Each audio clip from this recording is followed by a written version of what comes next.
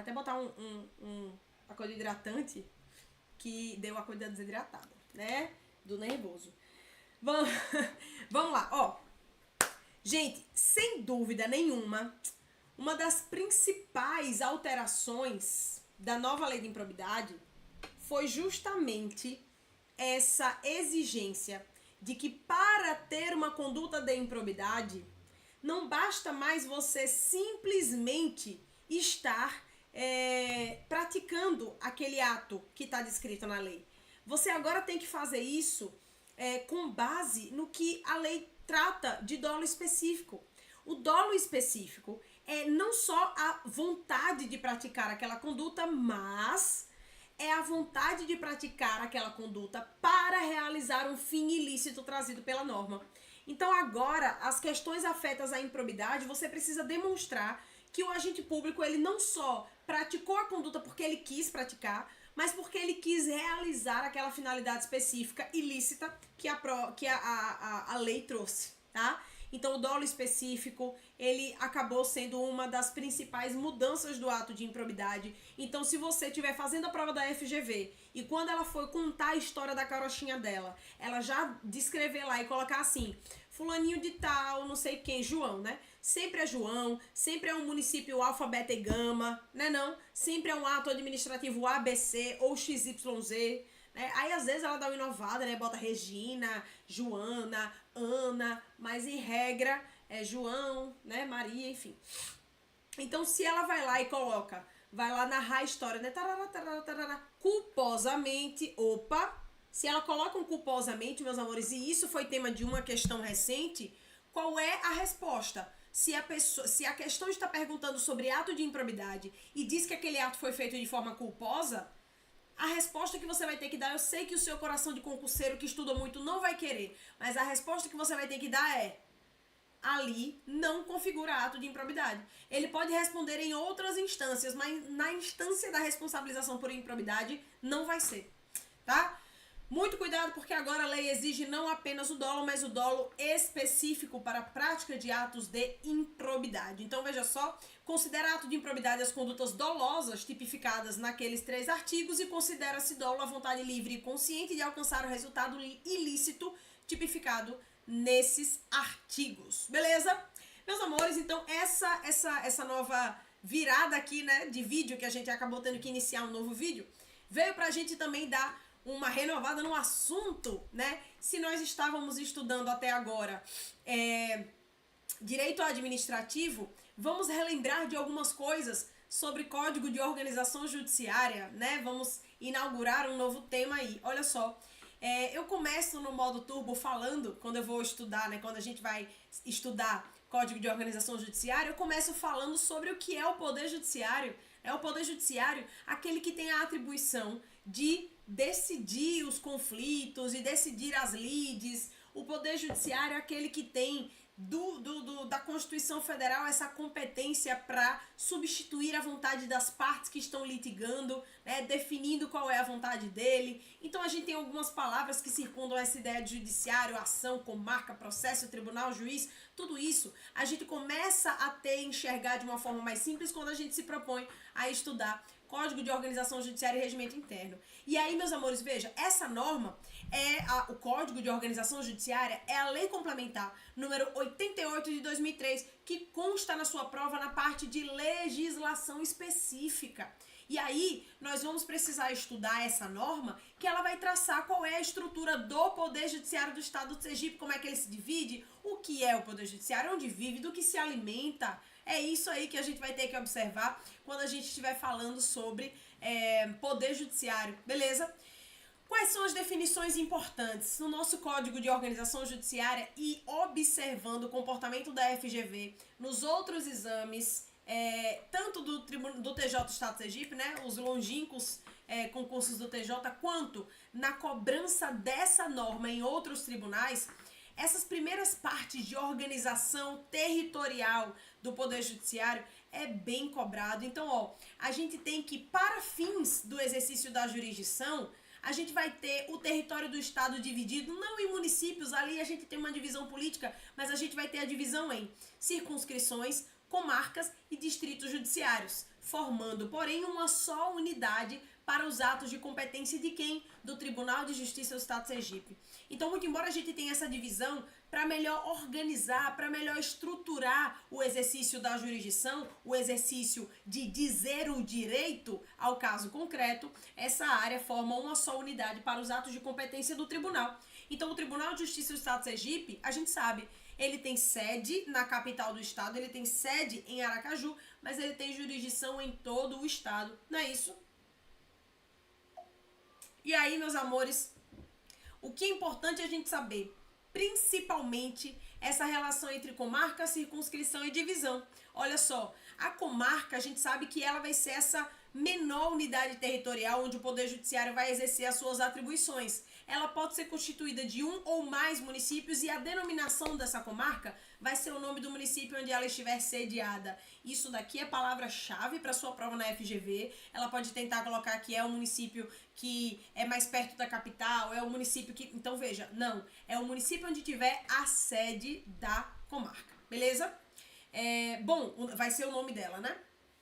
E a circunscrição é formada por uma ou mais comarcas que formam a área contínua. Provavelmente, quando a FGV quiser utilizar esse artigo para te confundir, ele vai dizer que uma circunscrição é formada por comarcas que tenham pertinência, não precisando formarem área contínua. Precisam formar a área contínua, dona FGV. Então vejam, algumas disposições importantes quando a gente para estudar...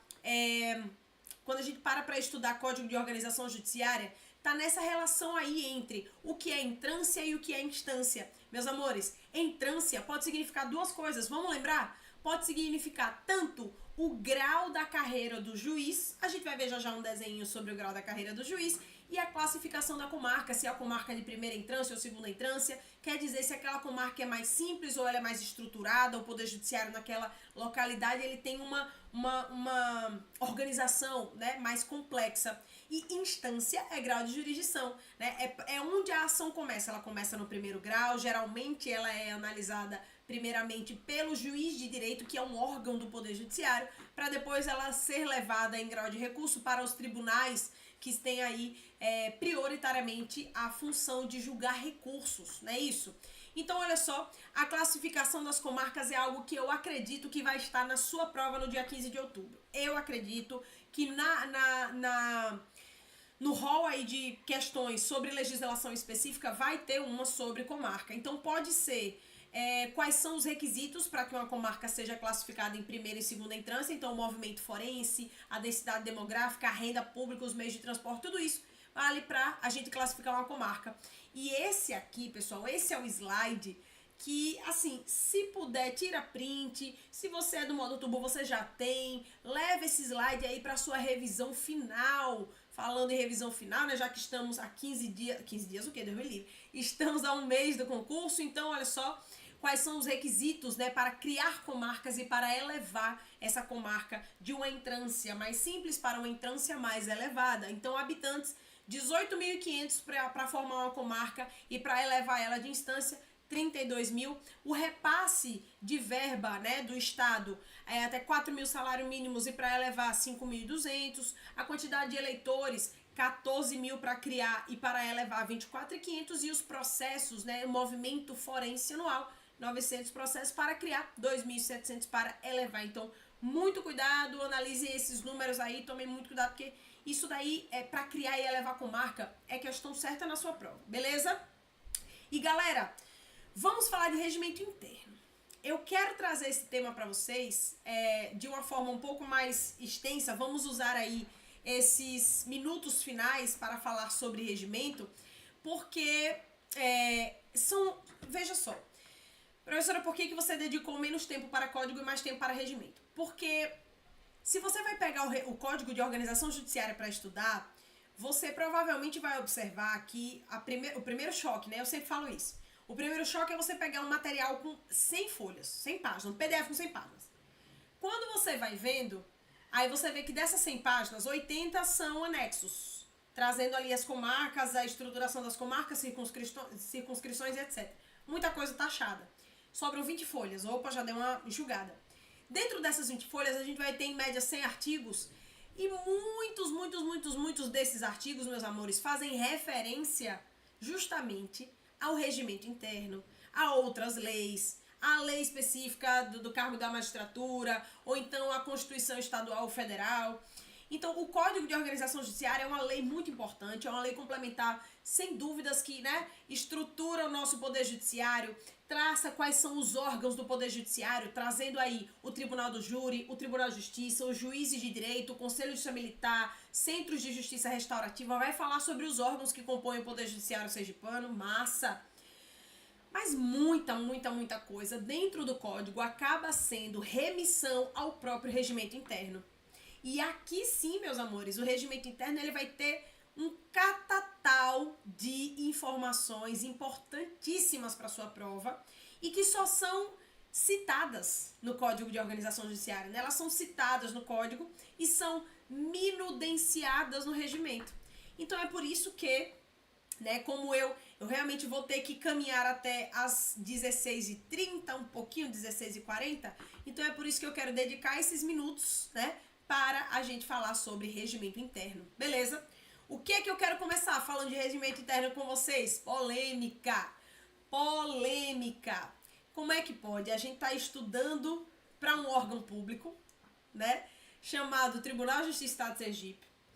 O Tribunal de Justiça do Estado de Sergipe nada mais é do que um órgão do Poder Judiciário, um órgão colegiado, em regra que atua em segundo grau de jurisdição, e que tem como sua formação a composição de desembargadores, desembargadores de justiça, e que no meio do caminho, no meio do estudo, meu Deus do céu, como o concurseiro sofre, Meus amores, eu preciso dizer o quanto eu sou fã de vocês, pela dedicação, pelo esforço e também por esses percalços que a gente tem que enfrentar. Professora, aumentou o número de desembargadores e agora...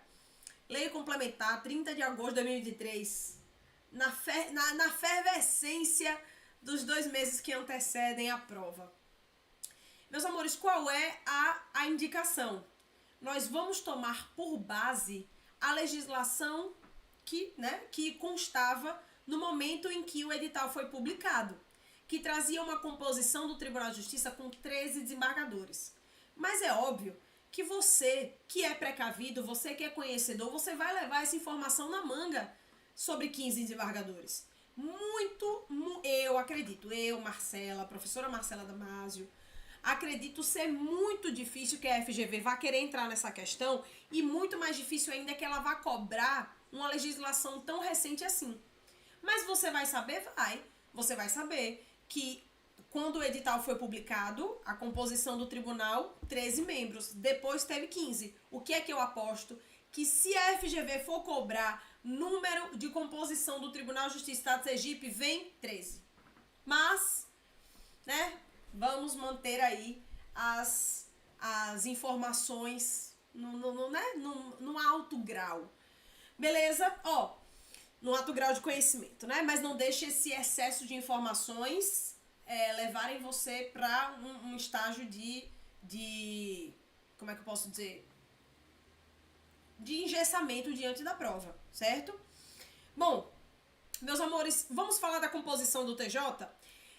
Para compor o Tribunal de Justiça, que é um órgão do Poder Judiciário, a gente vai ter a composição de 10 membros vindos da carreira da magistratura e 3 membros vindos das carreiras ou da advocacia ou do Ministério Público.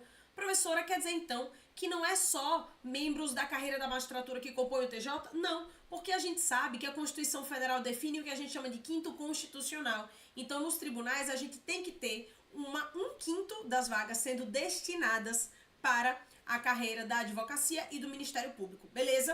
E aí, o que eu quero levar para vocês e lembrar a vocês que, como é que a gente chega ao cargo de desembargador do Estado desembargador de Justiça quando a gente vem pela carreira da magistratura? A gente vai entrar por nomeação para o cargo de juiz substituto, depois vai haver a promoção para o juiz titular de entrância inicial, depois promovido para juiz titular de entrância final, para depois chegar ao cargo de desembargador de Justiça. Lembrando que a gente falou na aula de administrativo sobre provimento derivado e lá nós falamos sobre a promoção. A promoção é quando você muda de cargo dentro da carreira. E essa é a estruturação da carreira da magistratura no Estado de Sergipe. Então a gente vai ter, juiz titular de entrância final, inicial e desembargador. Lembrando que a promoção é um provimento derivado feito com base em 2 critérios: antiguidade e merecimento. Então toda vez que surge uma vaga, né, em um desses cargos, aí vai ver quem foi o último que entrou. Foi por antiguidade, beleza, então o próximo é por merecimento. Merecimento, depois entra um por antiguidade, depois entra, né, à medida que for criando vagas, você vai alternando esses critérios de merecimento e antiguidade, beleza? E como é que a gente chega a um desembargador vindo das carreiras da advocacia e da magistratura? É o que a gente chama de quinto constitucional, não é isso? Então a gente vai ter uma lista sextupla, sendo formada ou pela OAB ou pelo Ministério Público, também vai ser alternado, né? A depender aí da carreira, é quem vai elaborar essa lista com 6 nomes. O Tribunal de Justiça recebe essa lista e o Tribunal Pleno transforma ela em uma lista tríplice com 3 nomes e encaminha para que o Poder Executivo nomeie uma pessoa que vai ocupar ali o cargo de desembargador. Então, fecha a composição do TJ, os 13 desembargadores à época, né, são formados, então, por membros decorrentes da magistratura e membros da advocacia e do Ministério Público. Disposições sobre o regimento, os nossos queridos órgãos de direção, mais um esqueminha aí que você tem nos seus materiais do modo turbo. Então a gente vai ter, quem é que ocupa a presidência do TJ? A presidência é formada, quem ocupa a presidência? Quem ocupa a direção do TJ são os 3 órgãos: a presidência, a vice-presidência e a Corregedoria Geral de Justiça. Qual é o cuidado que eu sempre fico martelando para vocês terem, meus amores? Por mais que existam outros órgãos no Tribunal de Justiça do Estado de Sergipe, esses 3 são os que formam os órgãos de direção. É quem dirige, é quem deve exercer essa função de administrar o Tribunal de Justiça do Estado de Sergipe. Então, por exemplo, a gente vai ter como órgão também a ouvidoria. Então, se a FGV chega e coloca para você que a ouvidoria é um órgão de direção, tá errado, porque muito embora o Tribunal de Justiça tenha uma ouvidoria, ela não faz parte dos órgãos de direção. Beleza? Órgãos de direção: presidência, vice-presidência e Corregedoria Geral de Justiça. Vamos falar de substituição? Meus amores, isso aqui é bem interessante, olha só. Como é que ocorre a substituição do presidente do Tribunal de Justiça do Estado de Sergipe? O presidente está lá, ele deve exercer as suas atribuições. Vale lembrar que o presidente do TJ, ele deve dirigir o próprio TJ, né? Dirigir, administrar. E ele deve também, meus amores, representar todo o Poder Judiciário. Note, o conceito de Tribunal de Justiça não se confunde com o conceito de Poder Judiciário. O Tribunal de Justiça, ele é um órgão do Estado de Sergipe. O Poder Judiciário, ele é um poder de Estado. Então, o TJ, né, ele vai ter a sua mesa diretora, aqueles órgãos que devem promover essa direção, nessa coordenação administrativa. E o Poder Judiciário, ele possui uma série de órgãos. Um deles é o TJ. Mas note, o presidente do TJ é quem vai representar todo o Poder Judiciário do Estado de Sergipe. Então, muito embora a gente tenha, além do TJ, além do Tribunal de Justiça, o Tribunal do Júri, tenhamos os juízes de direito, como eu já falei, né, o Centro de Justiça Restaurativa, quem representa o Poder Judiciário é o presidente do TJ. Beleza? E aí, como é que se dá a substituição? Isso daqui é interessante para a gente lembrar que essa substituição, meus amores, são, veja, afastamentos temporários, né? Que a gente não confunda o artigo 6º do regimento com os artigos que tratam de vacância, por exemplo. Então, aqui não estou falando de vacância. Vacância é quando o cargo fica vago. Eu estou falando aqui de afastamentos temporários, né? Ou impedimentos temporários. Então, veja só, o presidente, ele deverá ser substituído primeiro pelo vice-presidente, mas se o vice-presidente não puder substituí-lo, ele deve ser substituído pelo desembargador mais antigo. Isso aqui é uma pegadinha de prova, né? Porque quem vem na linha de substituição do presidente não é o Corregedor Geral de Justiça. Tomem muito cuidado, beleza? Eu quero falar com vocês alguns detalhes importantes. Vejam só, olha que interessante. Tanto o presidente do TJ quanto o corregedor, eles podem ter o que a gente chama de assessores especiais ou essa assessoria ou juízes auxiliares, né? E o presidente, ele vai ter, em regra, 2 juízes auxiliares e o corregedor também. E sabe qual é o detalhe interessante sobre esses auxiliares? Note, quem é que compõe o tribunal mesmo? São desembargadores. Quem é que ocupa os cargos de direção? Desembargadores. Então você vai ter um desembargador presidente, um desembargador vice-presidente e um desembargador corregedor. E o que eu estou dizendo aqui? Que o desembargador presidente e o desembargador corregedor, eles vão ter juízes, juízes, não é desembargador, para auxiliar as atribuições deles. Então esses juízes, existe um requisito bem bacana que é importante e pode cair na sua prova, que é o requisito de esses juízes serem provenientes da entrância final. Professora, como assim? Proveniente da entrância final? Olha aqui. Lembram da entrância? A carreira da magistratura, ela prevê entrância como grau da carreira do juiz. A gente acabou de falar de entrância como classificação de comarca e agora a gente está vendo a entrância como grau da carreira do juiz. Então você tem o juiz titular de entrância inicial e o juiz titular de entrância final. Para ser juiz auxiliar de presidente e desembargador, eles têm que ser provenientes da entrância final, tem que estar nesse estágio aí laranja da carreira da magistratura. Beleza? Bom, então, voltando, o presidente ele pode ter esses 2 juízes auxiliares e mais. O presidente, ele pode ter mais um juiz, além desses 2, ele pode ter mais um, para cuidar exclusivamente de um tema. Será que vocês estão aí, gente? Falando tanto que eu tenho medo de vocês se dissiparem. Pelo contrário, né? Já que eu tô falando tanto é pra estar preso aqui. O juiz, o desembargador, o presidente, ele pode ter mais um juiz auxiliar para tratar exclusivamente da questão de precatórios. Pessoal, é que a expedição de precatórios está incluída dentre, né, ou no meio das atribuições do presidente. Então, é por isso que ele pode ter, sim, um juiz auxiliar aí, exclusivamente para tratar da questão de precatórios. Beleza? Bom, pessoal, como eu falei, além do presidente, o corregedor também tem, tá? Ele, não esse aqui, mas o corregedor, ele também pode ter 2 juízes auxiliares aí, que vão ser indicados por ele e aprovados nomeados pelo presidente, tá? Isso daqui é o quê? Importante. Depois de estudar os órgãos da direção, que vocês vão encontrar no regimento também como mesa diretora, presidente, vice-presidente, corregedor, a gente também tem que falar sobre os órgãos colegiados. Como assim, professora? O TJ já não é um órgão? E dentro dele tem outros órgãos? Tem. São os que a gente chama de órgãos colegiados. São aqueles compostos, né, por mais de um membro. Porque, vejam só, a gente pode ter órgãos monocráticos, né, formados apenas por uma pessoa, ou órgãos colegiados, quando são formados por mais de uma pessoa. Um exemplo de órgão monocrático, o juiz de direito. O juiz de direito, ele é um órgão monocrático, ele expressa a vontade através de uma pessoa, mas os órgãos colegiados não, né? Ou a gente pode ter como exemplo de órgãos monocráticos dentro do TJ, os que a gente acabou de falar da mesa diretora. A presidência expressa a vontade através do presidente, a vice-presidência exerce vontade através do vice-presidente e o corregedor-geral de justiça, a corregedoria, que expressa também através do corregedor. Mas o TJ ele também possui órgãos colegiados que são formados por mais de um agente. E aí a gente vê, olha só, quais são os órgãos colegiados do TJ. A gente tem primeiro o Tribunal Pleno, formado pela totalidade dos desembargadores, e aqui mais uma ressalva sobre o quantitativo, né? Até a publicação do edital, nós tínhamos 13 desembargadores, lei complementar altera esse número para 15. Ainda nós temos o Conselho da Magistratura. Gente, já vi tanta questão cobrando composição do Conselho da Magistratura que eu não quero que vocês jamais esqueçam isso. Conselho da Magistratura é fácil, 5. 5 são os desembargadores que integram o Conselho da Magistratura.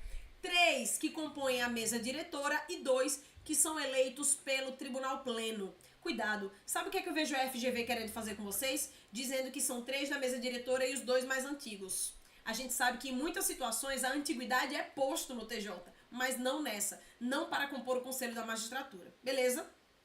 Bom, chega, Tereza. Volta, mulher. Volta. Que mais?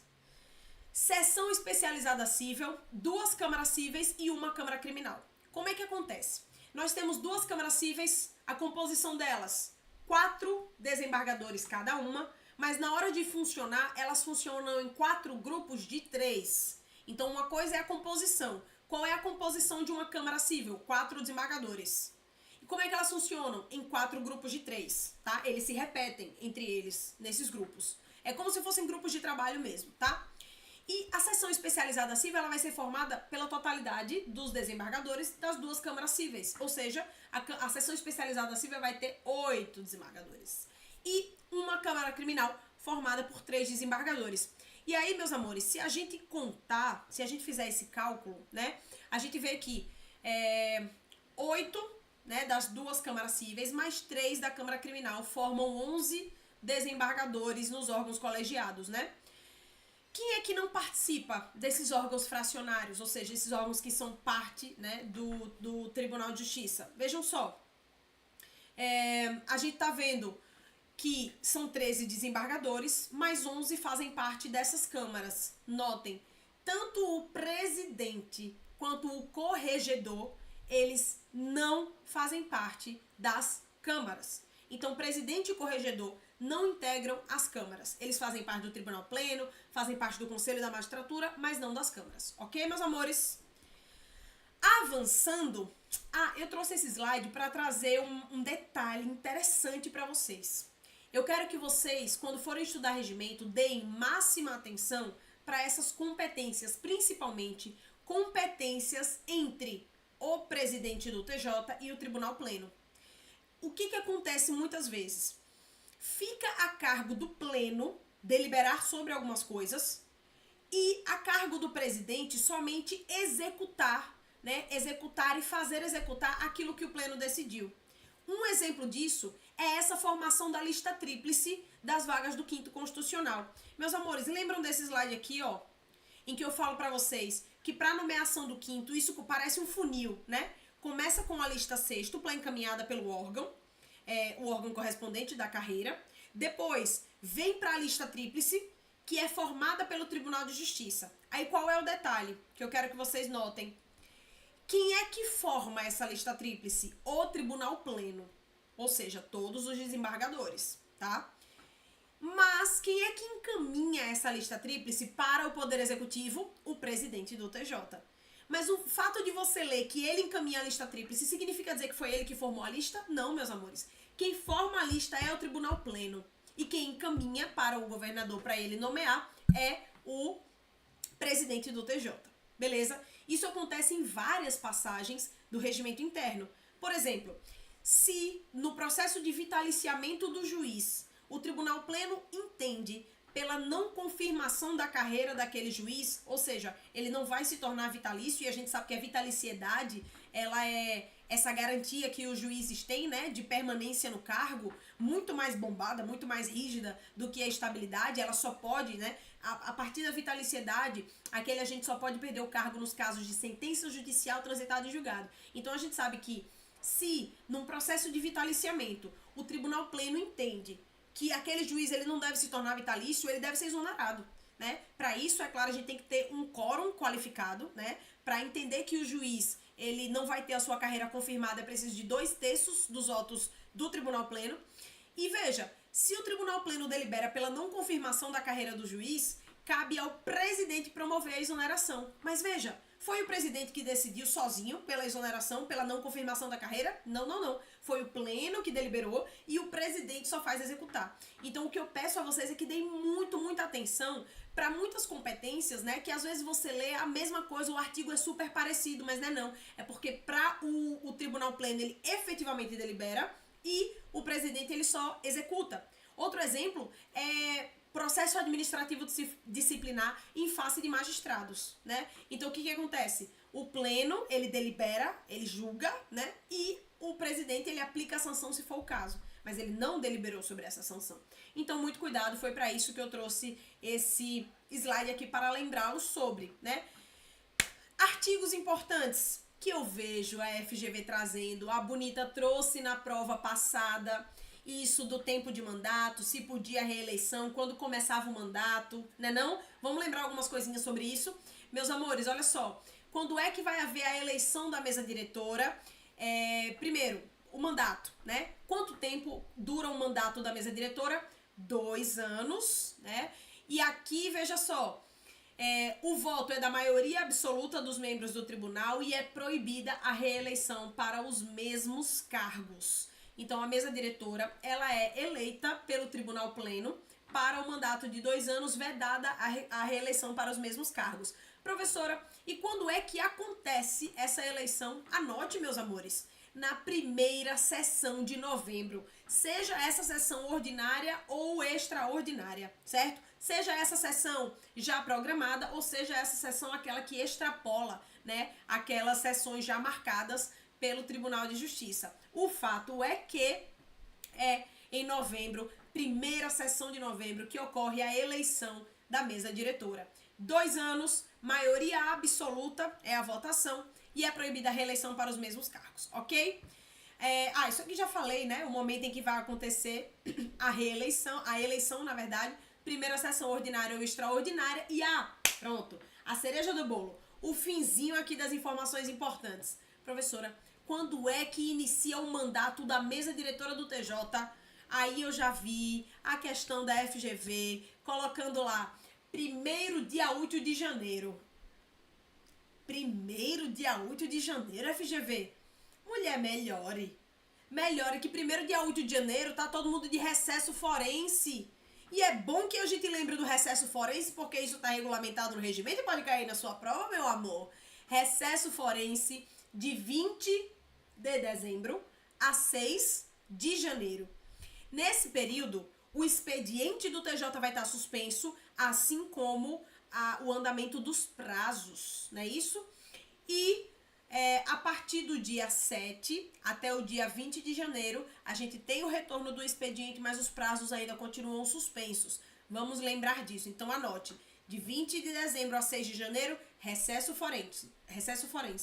De 7 de janeiro a 20, a gente vai ter aí o expediente retorna, mas os prazos ainda estão suspensos. Os prazos só voltam a correr a partir do 1º dia útil, depois do dia 20 de janeiro.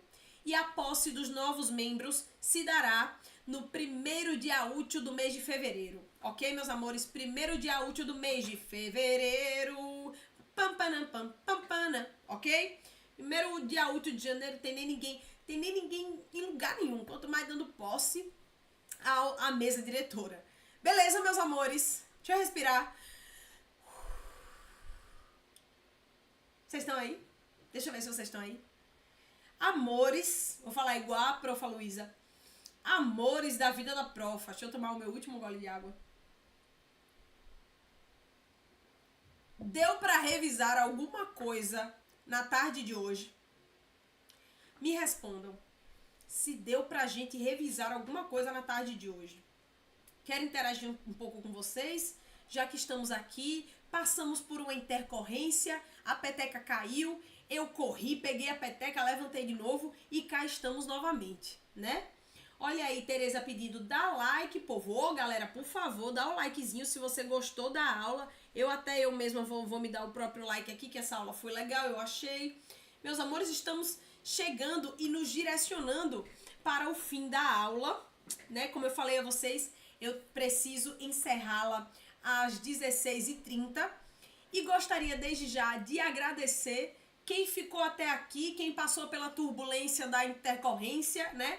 Eu espero que isso não afete o fato da aula ter ficado gravada ou não, porém, acredito que não, vou fazer o máximo aqui para manter, né, todo mundo que não pôde assistir essa live ao vivo, que ela possa ficar guardada para os coleguinhas de vocês.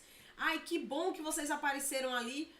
Eu agradeço demais a presença de vocês nessa tarde de sexta-feira. Obrigada pela compreensão. Eu sei que essa aula, inicialmente, ela tinha sido programada para o dia 16, que seria amanhã, né? Porém, com incompatibilidades de agenda, por outras aulas, né? Amanhã eu vou estar na turma da OAB, então eu precisei realmente utilizar o sábado para essa turma e vocês foram compreensivos, né? Eu sei que muitas pessoas não puderam participar por ser uma sexta-feira, ou estão no cursinho, ou estão no trabalho, mas vocês me acompanharam aqui. Que bom que vocês estão aqui comigo.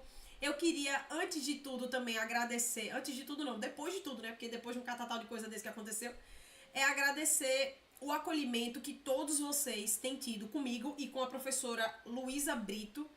Nós somos muito felizes por termos conseguido criar esse modo turbo.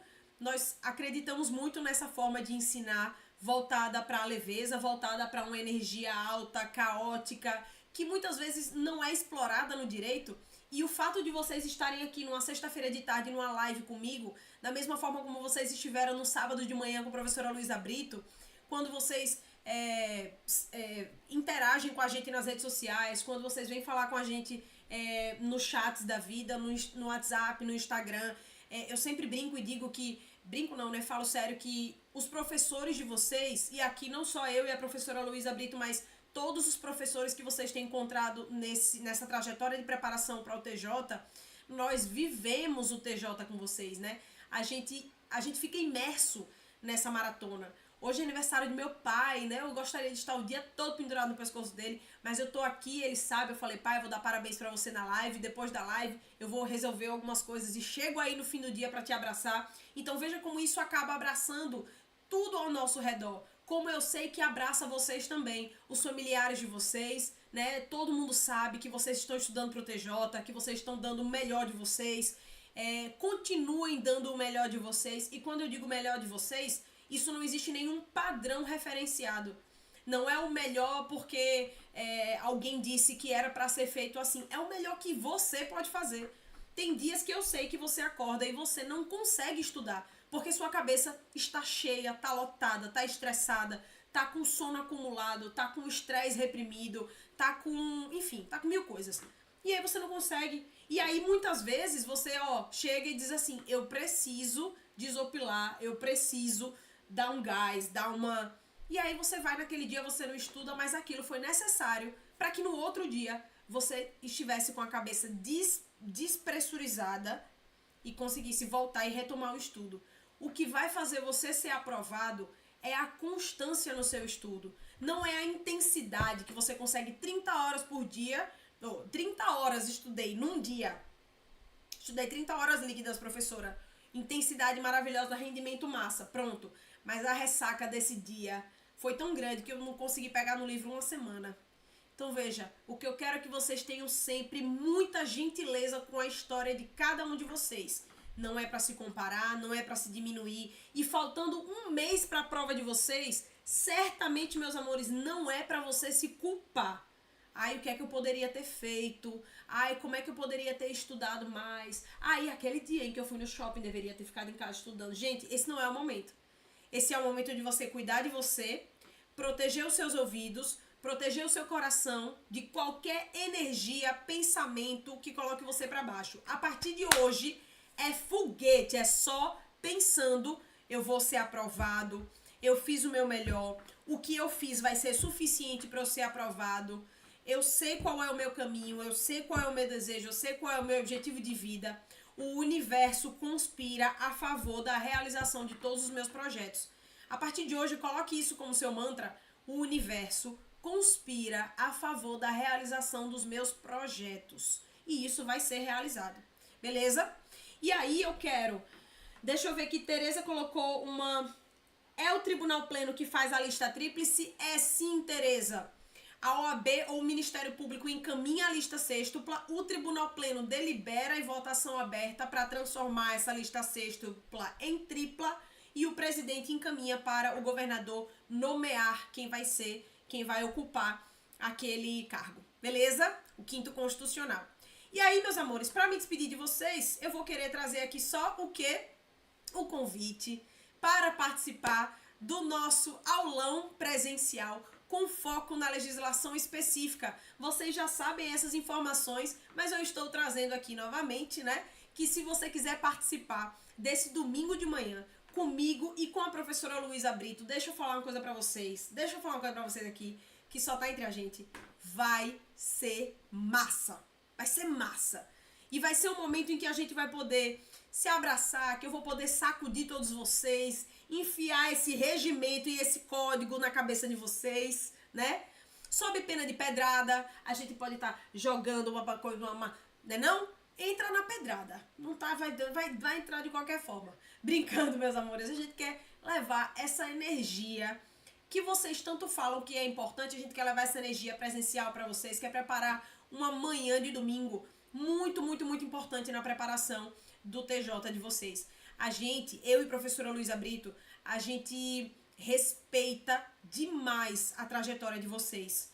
o esforço que vocês fazem para estudar para o TJ, as abdicações que vocês fazem para estudar para o TJ, e a gente quer levar para vocês esse momento. A gente tá unindo um aulão que foi um pedido, né? Principalmente Dani, vou mandar um beijo para Dani aqui, que deu essa ideia do aulão sobre legislação específica. Depois outras pessoas vieram, professora, eu realmente queria muito esse aulão de legislação específica, massa, beleza? Fizemos, né, montamos esse aulão de legislação específica e unimos ele com essa ideia também de confraternizar que a gente já queria, né, levar para o modo turbo, beleza? Então, essas são as informações do nosso aulão. Se você tem interesse, manda um arroba para o direct do modo turbo.ativar. Se você quer convidar ali o seu parceiro de estudo também, está muito convidado, serão todos muito bem-vindos. Aquele seu parceiro de fé, seu irmão camarada, que vai ser aprovado com você, vai ser nomeado com você, vai tomar posse com você e depois vai tomar café na Copa com você.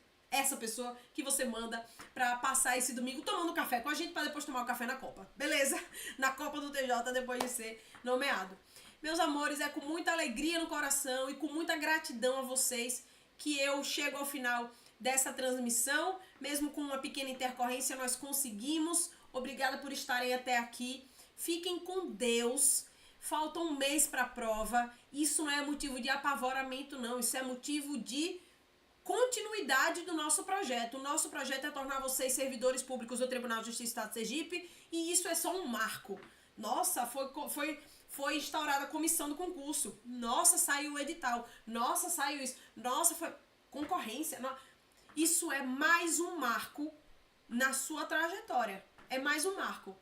Falta um mês hoje, daqui a pouco vai faltar uma semana, daqui a pouco vai faltar um dia, e quando faltar um dia, lembre de levar esse dia para passar com as 7 poderosas na nossa mega revisão de véspera, e por aí vai, meus amores. É só mais um marco. Não se apavorem, não.